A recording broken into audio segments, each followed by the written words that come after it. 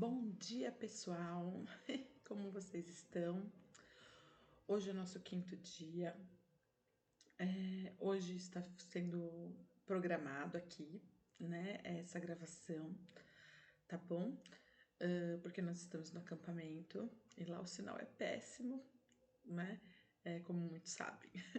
Então a gente decidiu deixar gravado, tá bom?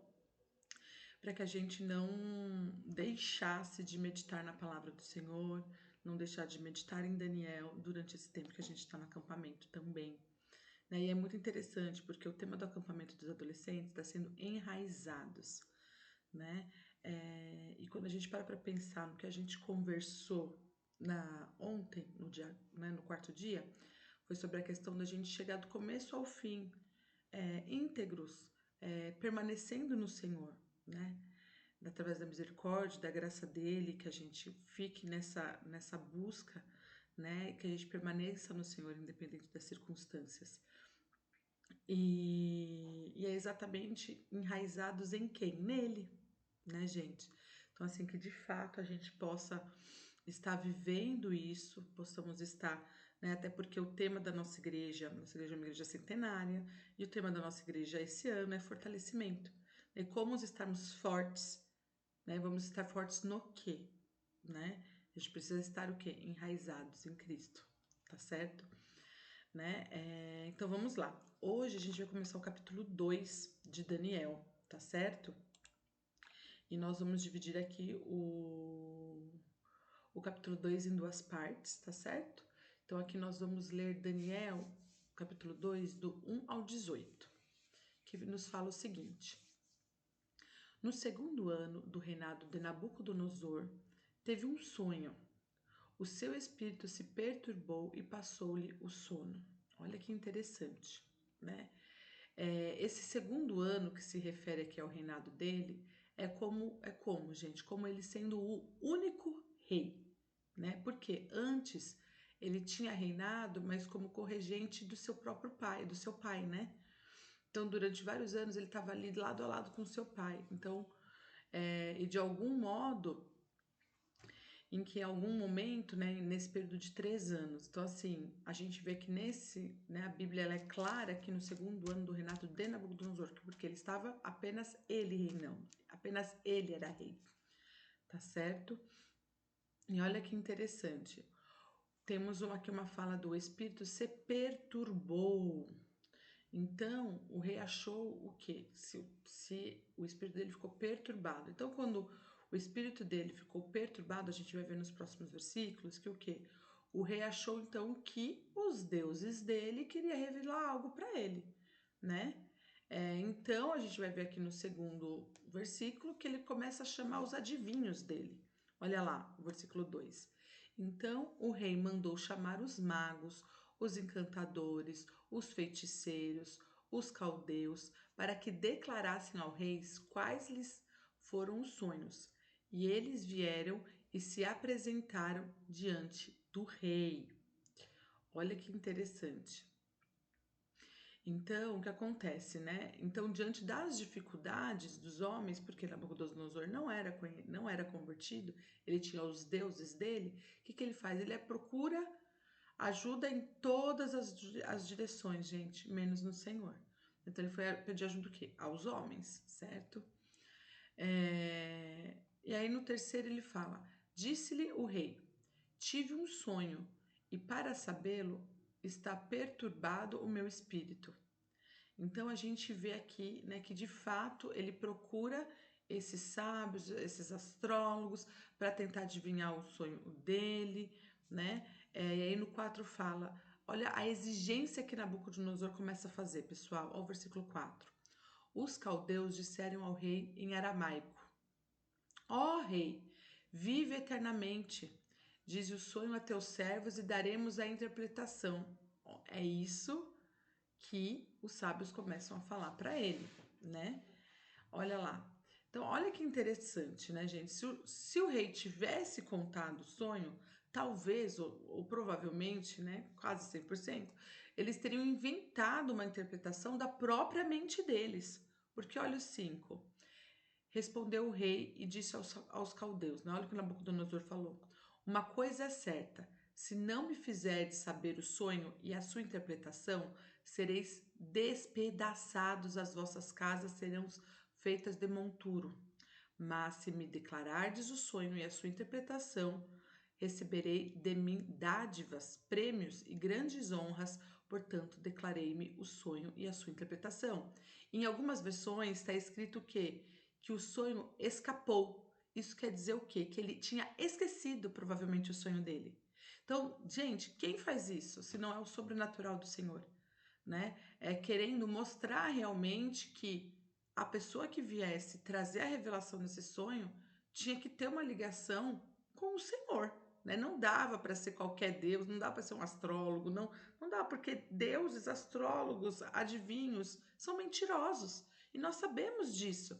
Então o Senhor queria se revelar, o Senhor estava aqui começando a revelar quem ele era, né? Mas temos um longo caminho pela frente, vamos lá.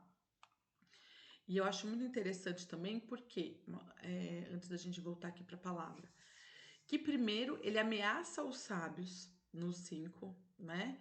Então ele ameaça os sábios, ele ameaça aqueles astrólogos.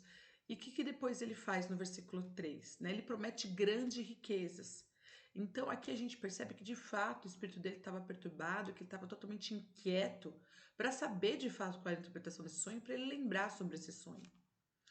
E aí o 7 diz: responderam segunda vez e disseram, olha o que os sábios falaram, gente. Diga ao rei o sonho a seus servos e lhe daremos a interpretação.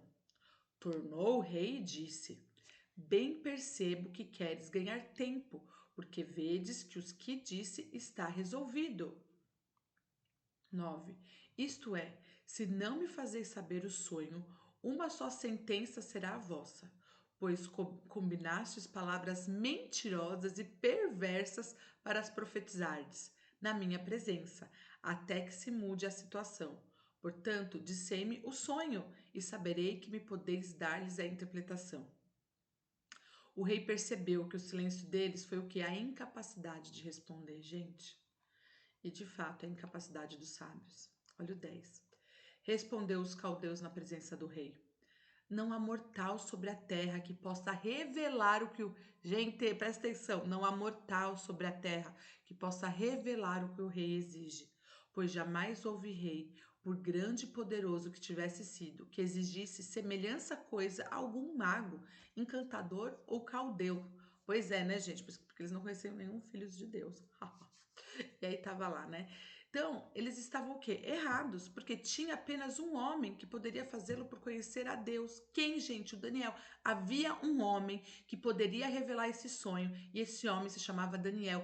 E no capítulo 1, a gente vê que foi dado o quê? Visão e sonhos, interpretação de visão e sonhos a Daniel. No capítulo 1 é falado sobre isso. Né? Só que até aqui não era de conhecimento deles. O 11. A coisa que o rei exige é difícil, e ninguém há que possa revelar diante do rei, senão os deuses, e estes não moram com os homens. Então, realmente, gente, os deuses não, né? Os deuses realmente não iam conseguir, porque há apenas um único Deus, o Senhor, que logo o rei o conheceria. Então, esse seria. Aí a gente vê a estratégia do Senhor para fazer o rei e as pessoas conhecerem a ele. Bom, então, o 12. Então o rei muito se irou e enfureceu e ordenou que matassem a todos os sábios da Babilônia. Então, percebemos que o rei aqui começou a perder a fé nos próprios deuses dele. Quem eram os deuses dele? Que mudou o nome, né, de Daniel e dos seus amigos. Os deuses Nero e Bel. Lembra Bel? Que foi o nome quando ele trocou os nomes deles, né? Que todo final do nome tinha o Bel. Então, esses deuses, que é o Nero e o Bel, ele parece que parou aqui de crer neles, de ter a fé nele, né? Porque os sábios,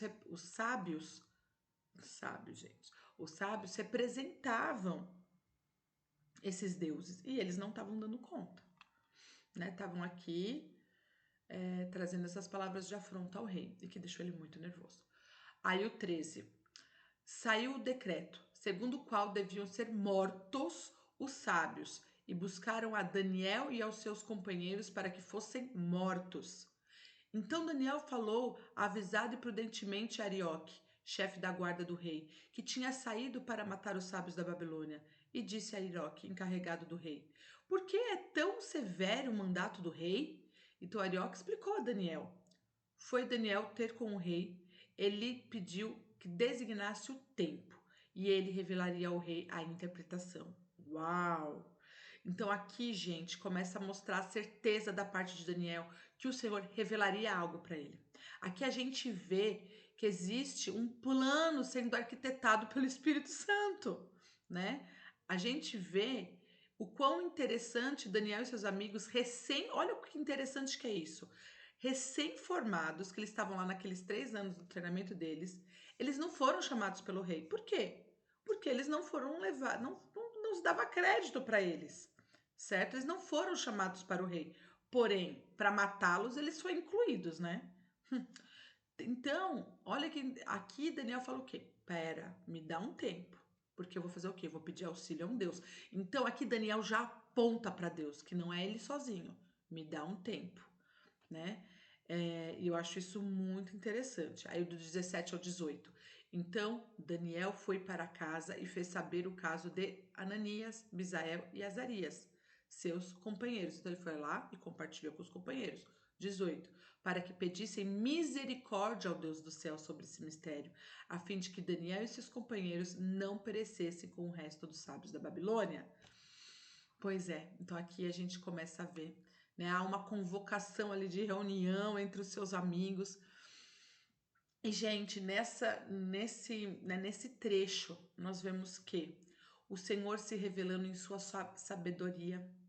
Vemos a impotência dos sábios da Babilônia, a prepotência dos poderosos, né, os sábios, mas nenhum outro rei exigiu alguma coisa. Gente, olha isso, né? E Daniel, o que que ele faz? A primeira coisa que ele faz, ora ao Deus do céu. O que que é isso? Ele está acima de toda a criação, né? E de toda aquela criação que os babilônios adoravam, o sol, a lua, a árvore, né? Enfim, a folha. Então, assim, não, eu vou ao Criador, eu vou direto ao Criador, né? Então, assim, a gente vê que os caldeus, eles adoravam o quê? Astros. E Daniel adorava o Criador dos astros. E eu acho interessante porque quando Daniel se achega em oração, o que ele faz? Ele se achega pedindo misericórdia. Então a gente precisa lembrar, gente, que a oração é um ato de humildade, não de arrogância. Então, assim, hoje nós vamos orar pela sala de oração. Nesse ano nós vamos ter 2 horas ininterruptas de oração.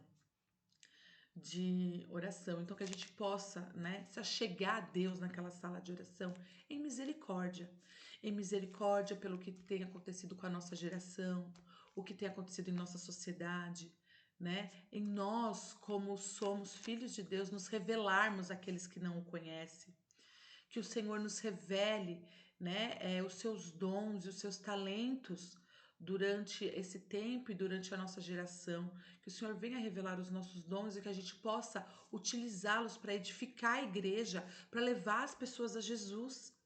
Então, que a gente tenha esse tempo de oração nesse momento, levando isso em consideração, que a gente tenha acesso direto ao Rei, né?